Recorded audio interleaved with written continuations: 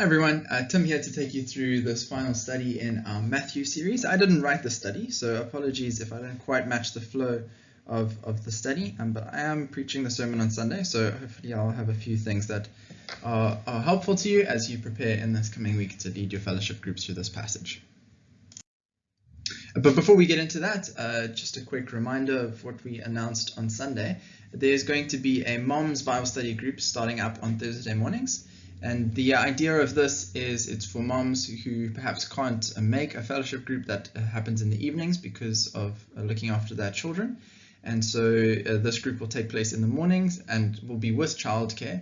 And so moms can come and meet with other moms and bring their children, and the children will be looked after. And so perhaps you might want to just give some consideration to whether there are any moms in your group who struggle to make your evening fellowship group because of looking after their children, and whether this might be something that could help them out. Our passage for this final study is Matthew chapter 13, verse 47 to 52. It's the parable of the net, and it's also a sort of mini parable, a sort of tail ending this entire section of parables in chapter 13 about finding new treasure as well as old treasure in the story. And this parable and this mini parable are quite difficult to link together in some sense. I'm going to try and do it in the sermon on Sunday, but you might see in these aims, we've sort of got two aims coming from each parable. And so particularly when we come to the parable of the net, what we want our groups to do is to recognize the consequences of passing by the valuable kingdom. So in the back of our minds, we've got the pearl and the treasure from last week. We've got this incredibly valuable kingdom, and there we had a picture of finding it and treasuring it, but this week we get a picture of what happens when you pass it by. And then when we come to the picture of the storeroom, we're going to be looking at what it means to be trained in living in the newness of the kingdom with respect to the Old Testament, which might seem like a bit of a mouthful, but we're going to find it's about how when we find the kingdom that Jesus brings, it's not only new treasure, but it helps us to bring new treasure out of our old storeroom of the Old Testament, where we find things that we might not have found without Jesus and his kingdom. So looking briefly at the context, just to remind us where we are, we're in chapter 13, which is a whole lot of kingdom parables. And we've just come out of the parables of the treasure and the pearl. That's what John preached on last week. And John described it as a sandwich, and he was right to do so, because it's wedged in between two parables of what we might call judgments. The explanation of the weeds, or the parable of the weeds, came a little bit earlier, you might remember, but the explanation is just before the treasure and the pearl parables. And then we've got the parable of the net and its explanation.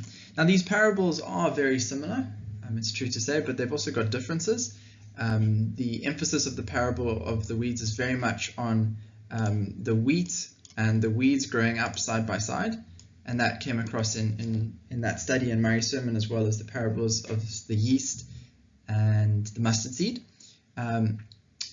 You'll notice that the parable of the net is very similar, but the focus is more on the judgment and the sorting out of the fish into good and bad, and the casting away of those fish. And finally, we've got this saying about the old and new with the storeroom. And what you might notice is that this is very much in the context, not so much of the parable of the net, but chapter 13 as a whole. The idea of parables, their purpose, how they fulfill Old Testament prophecy, and how they invite listeners to draw closer to Jesus and his kingdom. Let's take a closer look at the parable of the net and its explanation. You can see we've got a little split here, verse 47 and verse 48, we've got the parable, and then in verse 49, Jesus explains the parable for us. And something that I want to suggest is helpful to look out for is where the parable and Jesus' explanation of the parable meet, so to speak. So we know when it comes to parables, we're looking for the big idea, not to turn every aspect of the parable into a metaphor. But what we'll notice is that in this case, our parable meets Jesus' explanation in three different places. So let me show you the first. The first is about an end. So look here in verse 47. The kingdom of heaven is like a net that was let down into the lake and caught all kinds of fish. When it was full, the fishermen pulled it up on the shore. And so we've got a specific point where the fish is full, and so the net gets pulled up. And then we see in verse 49 this reference to, this is how it will be at the end of the age. The angels will come and separate. And so similarly, in both cases, there is an end to a time of catching the fish or of this age, and that's when what Jesus is going to talk about is going to take place. And secondly, what takes place? Well, firstly, it's sorting. So we've got fishermen pulling fish up onto the shore. There they sit down and they collect the good fish into baskets, but throw the bad away. So imagine these fishermen sitting down and they are sorting through their fish. Good fish into baskets and bad fish get thrown away. In Jesus' explanation, the same happens. The angels will come, and what do? They separate, they sort two groups, the wicked from the righteous. Finally, the third place where our stories, what Jesus' explanation in this parable meets, is what happens to the bad fish or the wicked. And in both cases, notice, there's this language of throwing away. And like I said earlier, that's where the emphasis of this parable is. There's an end time, there's a sorting, and then there is a throwing away of those in the category of bad fish or wicked. When we come to the saying about the old and the new, remember what we're doing is we're tail-ending the section of parables as a whole, not just the parable of the net. And so Jesus asks them, have you understood all these things? And they say yes. And he uses a little saying or maybe a mini parable to explain what it means to understand all these parables. And he talks about a scribe who has been trained for the kingdom of heaven as being like the master of a house who brings out of his treasure what is new and what is old. Some translations will have a storeroom.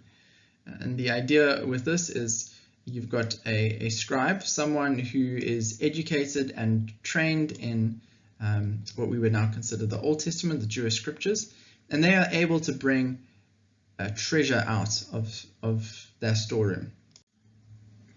The point that Jesus makes here, however, is that a scribe who has been trained for the kingdom of heaven, here's the key word, your translation might have something like has become a disciple of the kingdom of heaven, gets to do something on top of what a scribe would usually be able to do, and that is they are able to bring out new treasure out of the storeroom as well. And so we've got a picture of a scribe who's able to bring out riches out of the Old Testament, but when they become a disciple of Jesus and Jesus's kingdom, they can go back into that old storeroom and find new treasure as well as old treasure there.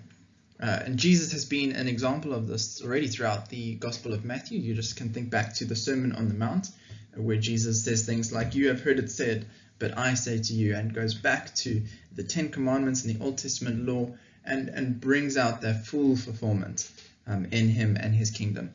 And in fact, the Gospel of Matthew is one great example of this. Matthew is someone who is educated, who is Jewish, but as a disciple of Jesus, he's able to go back to the Old Testament, and we've seen this in, for instance, our study, which was virtually just Isaiah, and he's able to go back to this Old Testament and bring out riches that he sees as he sees Jesus and his kingdom being fulfilled.